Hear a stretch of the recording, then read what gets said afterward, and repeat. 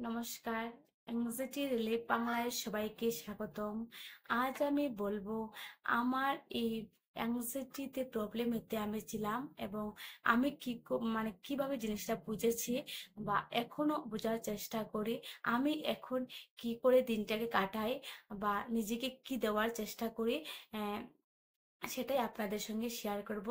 যদি আপনাদের ভালো লাগে শুনবেন এবং ভালো লাগে কাজে লাগাবেন। এটা করতে পারেন। তবে বলবো আমি কি করি, আমি নিজেকে কিভাবে বুঝাই বা বুঝেছি তা বলবো আপনাদের সামনে। দেখুন, আমরা চেতন মন অবচেতন মন বলতে আমি কি বুঝি সেটা আমার অভিজ্ঞতা শেয়ার করছি, আমার নিজের অভিজ্ঞতা শেয়ার করছি। এটা যাতে একটা সময় প্রবলেমে ছিলাম, এখন নিজেকে বুঝাতে পেরেছি, পেরেছি, শিখছি, সারা জীবন শিখবো। এটা আপনাদের সঙ্গে শেয়ার করছি। দেখুন, চেতন মন অবচেতন মন বলতে আমি বুঝেছি, যেমন ধরুন এই অ্যাংজাইটি প্রবলেমেতে যে আমাদের চিন্তাগুলো আসে বা আমরা চিন্তাগুলো আসে না, আমরা যে চিন্তাগুলো করি অটোমেটিক, কারণ চিন্তাগুলো আসে অটোমেটিক, আসে তখনই আসে যখন এটা আমাদের অবচেতন মনে পৌঁছে যায়। কিন্তু তখন এটা আমরা কি করে এই এই জায়গাতে পৌঁছালাম যে আমরা কি করে এই প্রবলেমেতে ফাঁসলাম, এবং এখানে বের হওয়ার রাস্তা কি। আমরা তো যতদিন জানি না ততদিন পর্যন্ত কি করেছি, শুধু আমরা ঢোকার রাস্তাটা জেনে গেছি কিন্তু বের হওয়ার রাস্তা জানিনি। কিন্তু চেতন মনে যখন আমরা নিজে এই প্রবলেম হয়ে যাবে, আমাদের মাথা খারাপ হয়ে যাবে, এই হার্ট অ্যাটাক হয়ে যাবে, স্ট্রোক হয়ে যাবে, এগুলো কন্টিনিউ আমরা চেতন মনে প্র্যাকটিস করেছি। আর এটা প্র্যাকটিস করেছি গুরুত্ব দিয়ে, একদম গুরুত্ব সহকারে, মনোযোগ সহকারে প্র্যাকটিস করেছি। আমাদের অভ্যাসে পরিণত হয়ে গেছে। এটার সঙ্গে কোনো রোগ সুখ কোনো কিছুর ব্যাপার নেই। এটা একটা আলাদা চিন্তা করতে করতে আমাদের তৈরি করে একটা অভ্যাস। আমার আমরাই আমি নিজে নিজেই এই চিন্তা করে করে এই অভ্যাস তৈরি করেছিলাম। তো আমরা চেতন মনে প্র্যাকটিস করতে করতে এটা একটা অভ্যাসে পরিণত হয়ে গেছে। তখন আমাদের মস্তিষ্ক কিন্তু ঠিক বলতে সেটা জাজ করতে পারে না, অবচেতন মন কি মনে জাজ করতে পারে না। আমরা চেতন মনে বারে বারে বলে বলে এর সত্যই আমাদের মস্তিষ্ক মেনে নিয়েছে। তার মানে চেতন মনে কন্টিনিউ আমি এটাকে প্র্যাকটিস করেছি, গুরুত্ব দিয়েছি, চিন্তা এসেছে, অ্যাক্টিভিটি করেছি। যেমন চিন্তা আসলো যে আমার মৃত্যুর চিন্তা আসলো, আমি কি করেছি, যে কাজকর্ম করছি তা ফেলে ঘুমিয়ে গেছি, অ্যাক্টিভিটি করছি, মানে চিন্তাটাকে সত্যি ভেবে এটাকে অ্যাক্টিভিটি করেছি, তারপরে একটা অভ্যাসে পরিণত হয়েছে।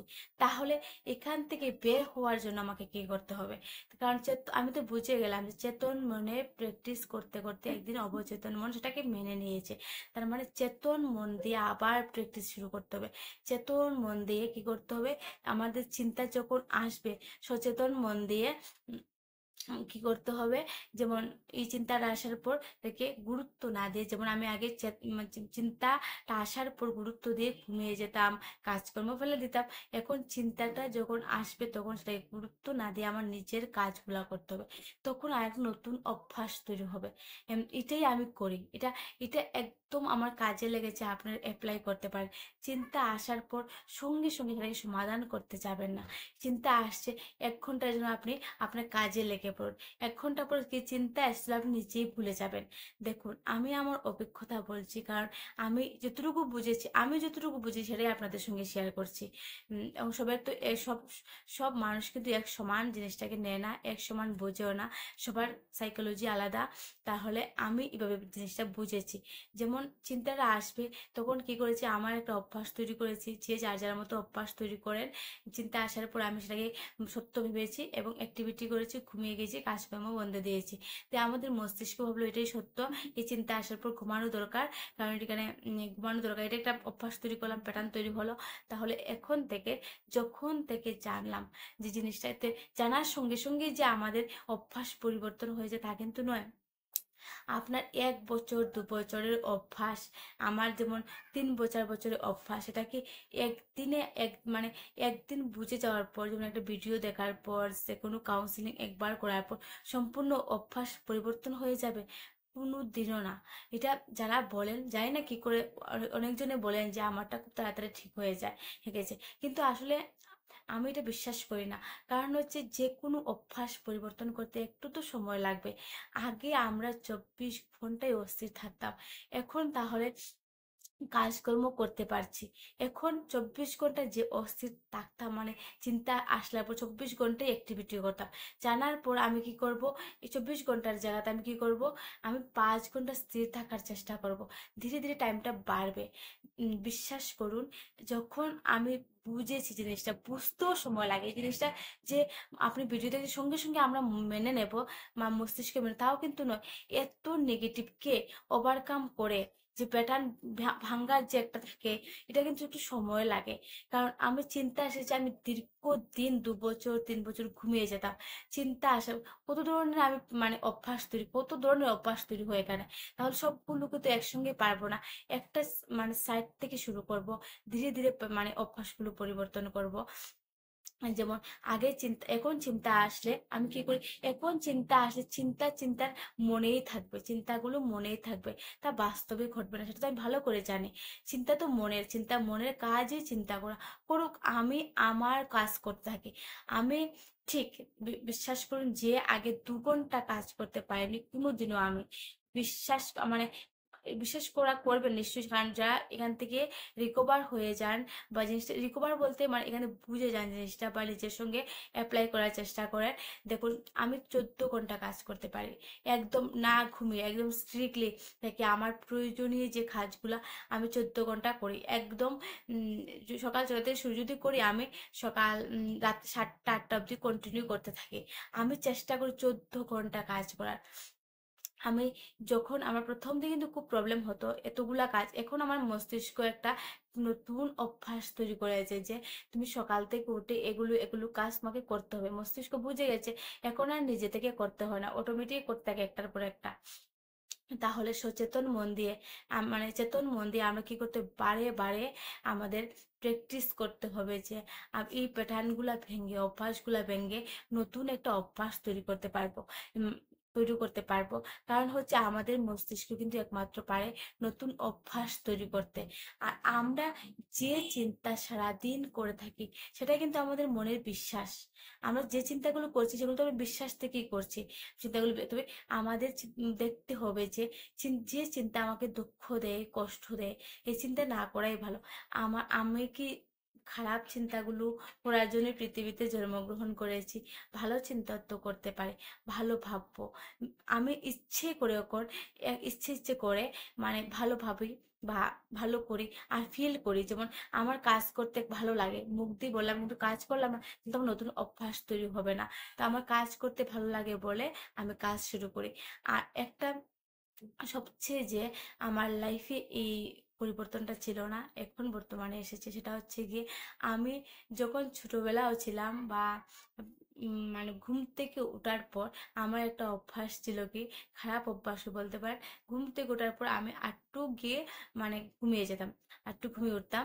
কিন্তু এখন হলে এই অভ্যাসটা আমার মনে মনে খুব খুশি লাগে, যে আমি যখন ঘুম থেকে উঠি আর সারাদিন আমি বিছানায় যাই না, রাত্রে ঘুমানোর সময় যাই। এটা আমার খুব ভালো লাগে, আমার নিজেকে খুব গর্ব ফিল হয়, আমি অভ্যাসটা বদলাতে পেরেছি। ঘুম থেকে উঠে যাব মানে উঠে যাব, আর রাতে ঘুমাতে যাব।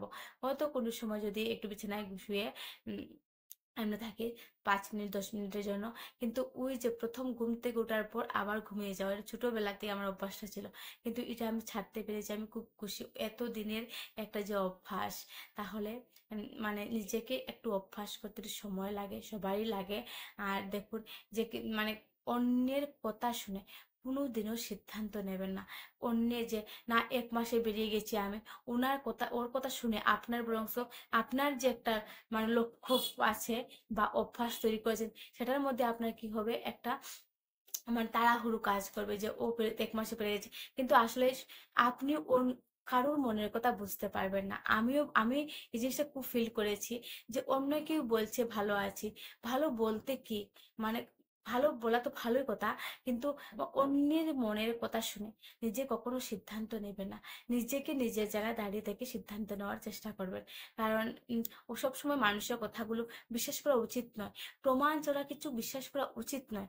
কারণ উম, যে কথা বলবে তার অ্যাঙ্গেল থেকে বলবে, তাহলে অন্যের কথা বিশ্বাস করার আগে 100 বার ভাবা উচিত।